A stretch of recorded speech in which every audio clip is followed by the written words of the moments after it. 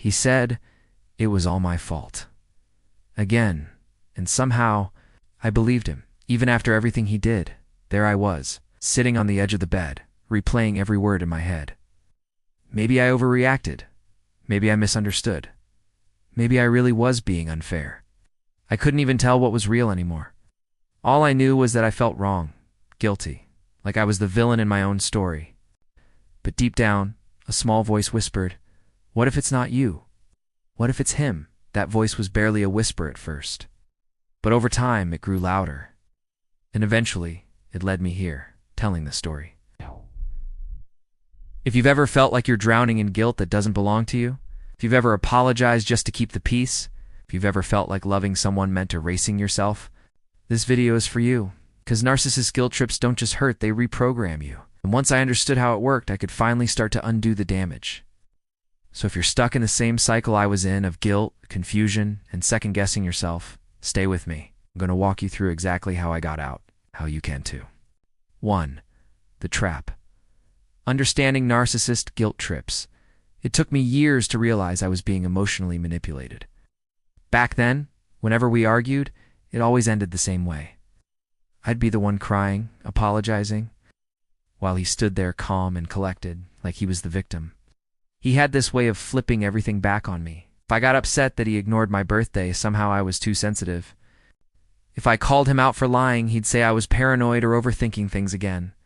But the worst part, I believed him. Every single time I tried to stand up for myself, he'd guilt-trip me into silence. It always started subtly. Like, "After everything I've done for you, this is how you treat me." And that one line, that was the hook. Because suddenly, I wasn't just hurt, I was ashamed. I started to doubt myself. Was I really being ungrateful? Was I overreacting? That's the trap of narcissist guilt trips. They twist your emotions until you can't tell the difference between love and control. Guilt becomes a weapon, a smokescreen, a way to keep you stuck, always trying to make it right, even when you've done nothing wrong. He would remind me of things he did months ago, a dinner he paid for, a time he showed up when I needed help, and use it as proof that I owed him forgiveness. And so I stayed. I stayed when I should have walked away. I kept giving, hoping he'd see my heart, not realizing he was using my heart against me. That's how narcissists operate. They know your empathy is your strength, and they weaponize it. They don't need to raise their voice or throw things to break you. They just need you to doubt yourself, and narcissist guilt trips are the perfect tool for that. But once I started learning the patterns, the phrases, the emotional setups, the way guilt was used like a leash, things started to click. It wasn't me. It was manipulation disguised as love. That realization was the beginning of my freedom. 2. The spiral. What guilt does to you. Guilt is one of the heaviest emotions you can carry. But when you're in a relationship with a narcissist, that guilt isn't just a passing feeling. It becomes a permanent state of being. After every fight, every manipulation, every narcissist guilt trip, I would lie awake, playing the conversation over in my head, over and over, rewriting my words, wondering if I'd been too harsh repeating their words until they became my truth. I stopped trusting my instincts, started second-guessing everything I said, and worst of all, I lost myself. That's the spiral. Narcissist guilt trips don't just make you feel bad in the moment, they rewire your self-worth. You begin to see yourself through their lens. Always wrong, always difficult, never enough. They don't even need to raise their voice. They just say something like, "I guess I just can't do anything right in your eyes. I was only trying to help. Why do you always attack me? After all I've done for you." And suddenly the anger you felt 5 seconds ago, it turns inward. You become the problem. You start apologizing, just to make the tension stop. That's how they win. Because if they can keep you in a constant state of emotional debt, you'll never stop paying. You'll over-explain. You'll walk on eggshells. You'll give them more chances than they deserve. Slowly, guilt morphs into shame. You don't just feel bad about what you did. You start feeling bad about who you are. It's a psychological prison, one where the bars are made of guilt, and the key is self-blame. I remember canceling plans with friends just to avoid another guilt trip about not making time for him. I stopped calling my mom because every conversation turned into, "Why do you talk to her more than me?" I was shrinking, disappearing inside a relationship that pretended to be love. That's what narcissist guilt trips do. They isolate you. They control you without ever looking like control. And they keep you locked in a spiral of self-doubt until you forget what it feels like to trust yourself. But here's the truth. I wish someone had told me earlier. Feeling guilty doesn't always mean you've done something wrong. Sometimes it just means someone else is manipulating your heart. 3. The shift. How I saw the pattern, and you can too. It didn't happen overnight. The realization came slowly, like light creeping under a locked door. But once I saw the pattern, I couldn't unsee it. At first, I thought it was me. Maybe I was too sensitive. Maybe I did overreact. Maybe I just needed to try harder to make the relationship work. But then I started noticing something strange. Every time I had a need, a boundary, or an opinion, I was made to feel guilty. It didn't matter how calmly I expressed myself. The moment I said something he didn't want to hear, I was met with a storm of emotional manipulation. The same lines, the same tone, the same guilt trip. He'd say things like, "I guess your happiness matters more than mine. It's always about what you want, isn't it? I can't believe you'd treat me this way after everything I've done." And each time I'd fold, I'd backtrack, I'd apologize. But one day something shifted. It was a small moment, barely noticeable, but it cracked the wall wide open. We were arguing about something minor. I had asked for some space after a long week, and instead of honoring that, he launched into another one of his emotional guilt trips. But this time, I didn't immediately react. Instead, I observed, and that's when it hit me. This was a script. The words were recycled, the tactics reused. It wasn't about me, it was about control. That moment of awareness was the beginning of my freedom.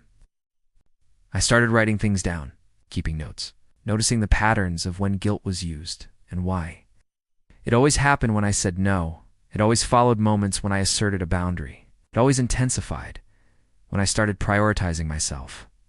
Suddenly, I realized that narcissist guilt trips were never about love or compromise. They were about power. They were about keeping me small so he could feel big. And once I saw that, really saw it, I couldn't play along anymore. I didn't explode. I didn't make a scene. I just started responding differently, less defending, less explaining, more silence, more space. And with each small act of reclaiming my voice, the guilt lost its grip on me. If you're watching this and wondering if you are overreacting, I want you to know you're not crazy. You're not selfish. You're definitely not alone. Start paying attention. Track the patterns. Notice when the guilt shows up and what you were doing right before it did. Because the moment you can name the game, you take back your power. And no matter how strong the guilt trips are, awareness is always stronger. 4. Breaking free. 5 steps that help me reclaim my power. Breaking free from the emotional grip of narcissist guilt trips didn't happen in one bold moment. It was a journey. Slow, painful, and incredibly freeing. Here are the 5 steps that help me reclaim my power, and I hope they help you too. Step 1. I stopped explaining myself. This was the hardest one at first. Every time he twisted the story, I wanted to defend myself. But I learned that explaining is often seen as weakness by a narcissist. It invites more manipulation.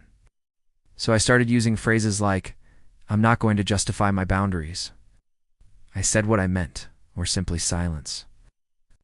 Letting go of the need to be understood by someone who chooses not to understand you, that's power. Step 2. I sat with the guilt instead of reacting to it. At first, the guilt felt unbearable. When I didn't respond to his texts, guilt. When I chose not to go to that family event, guilt. When I said no, guilt. But then I realized the guilt wasn't mine. It was planted in me. So I stopped trying to get rid of the feeling and instead started sitting with it. I'd ask myself, who benefits when I feel this guilt? And the answer was always the same. He does. Once I understood that, guilt lost its power over me. Step 3. I reconnected with my truth. Narcissist guilt trips make you doubt yourself. I had to relearn my own voice. I journaled every day. I wrote down what actually happened, not just how he spun it. What I felt, what I needed. Doing this helped me separate his version of me from the real me, and over time I started trusting myself again. Step 4. I built a support system that didn't gaslight me. One of the most dangerous parts of narcissistic abuse is isolation. I had slowly distanced myself from people who truly cared, because he convinced me they were the problem. Rebuilding those connections wasn't easy, but it was necessary. I chose to lean on 1 or 2 trusted friends who got it, online communities for survivors of narcissistic abuse, a trauma-informed therapist who helped me process the manipulation, and having people who believed me was like oxygen. It reminded me, I'm not crazy. I'm not alone. Step 5. I gave myself permission to leave the guilt behind. Here's what no one tells you. You don't need permission from your abuser to walk away from guilt. You only need your own. I wrote myself a letter, and in it, I gave myself permission to stop carrying what was never mine. I released myself from guilt that was used to control me. I choose peace over approval. I choose freedom over fear. I read that letter every day until I believed it. Leaving a narcissist isn't just about physical distance. It's about emotional separation from the guilt they planted in you. And every time you hold a boundary, speak your truth, let the guilt pass without reacting to it. You take another step toward yourself. You can break free from narcissist guilt trips. I'm living proof. If you're watching this, you're already on your way too. If you're still struggling with narcissist guilt trips and the emotional confusion they leave behind, I want you to know you don't have to do this alone. That's why I created something just for you. It's called the Narcissist Recovery Starter Kit. 7 steps to reclaim your confidence, clarity, and peace. Inside, you'll find simple, guided prompts to help you untangle your feelings, tools you can use to respond without falling into the guilt trap, and powerful affirmations to remind you of who you really are, especially on the hard days. This journal is short, gentle, and designed for you. It's a person who is tired of carrying guilt that was never yours in the first place. I know from experience that writing things down helps shift the emotional weight we carry. And if you've ever felt stuck in your head, second-guessing every choice, wondering if maybe you are the problem, this tool is like a flashlight in that darkness. Best part? It's completely free. Just my way of saying, I see you, I've been you, and there's hope on the other side. You'll find the link to download it in the description below. Take your time with it. It's not homework, it's healing, because you deserve to reclaim your peace. 1 page at a time. If you've made it this far, I want to say something deeply from my heart. You are not weak for falling for the guilt trips. You're not broken because you cared. You're not crazy for questioning yourself. That's exactly what narcissists want you to do. But just because someone wants you to live in guilt doesn't mean you have to stay there. I used to think walking away meant I was selfish. Now I know walking away was the bravest thing I've ever done. And if you're somewhere in the middle of that journey, trying to figure out what's real and what's manipulation, trying to rebuild trust in your own voice, your own mind, I see you. Every time you choose to pause before reacting, every time you say, let me get back to you, instead of rushing to please, every time you allow yourself to feel without judging your emotions, you are breaking the cycle. It's not about perfection, it's about progress. And the more you recognize the guilt traps, the more power you reclaim. Let's be real. Healing isn't always pretty. Some days it's tears and journaling. Some days it's laughing at yourself for caring so much about someone who couldn't even care a little about you. But through it all, you are rising. So if this video spoke to something in your soul, don't let it be the last step. Subscribe. Join this community. We're building a space where healing is allowed, truth is honored, and your story matters. And don't forget to grab your free guide below. I made it for this moment, because if no one has told you lately, you deserve peace. You deserve clarity. You deserve love. The healthy kind. And this is just the beginning.